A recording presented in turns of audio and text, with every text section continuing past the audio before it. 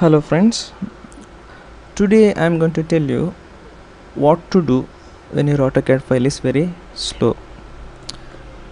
You can do it very easily just within 3 steps. Okay, so let's start. The first step is purge. You purge command PURGE and give enter. Okay, as you can see here, there are purge and purge all command here. So what it will do is, when you give purge all, it will remove all the unwanted blocks, dimension, style, layers which you are not using, and so on. Okay, so give purge all and again give purge all items here. Okay, the first step is done. Okay, the next step is reducing the limits.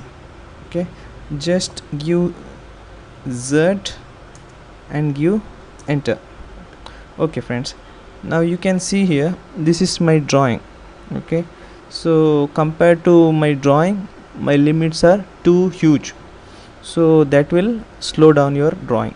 So what you have to do is zoom your drawing and adjust the workspace as per your requirement. Okay, I think this area is sufficient for me to work. Now give limits command, LIMITS, give enter. Okay, it is asking for the lower left corner position, so instead of typing the number, you can just click on the lower left corner. I'm clicking here, just see. Okay, now it is asking for the upper right corner. Okay, now just click it here. Okay, so your limit is set. You can check it with zoom, enter, and all enter. So this is your maximum working space. So we have reduced so much of a additional working space. Okay, the third and last command is audit. Just enter AUDIT. What this command will do is, it will, if there are any errors in your drawing, it will just correct your errors. So just give audit and give Y enter, that is S enter.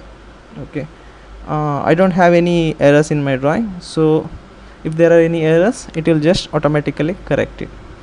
So I hope this will help you and speed up your drawing. Thank you.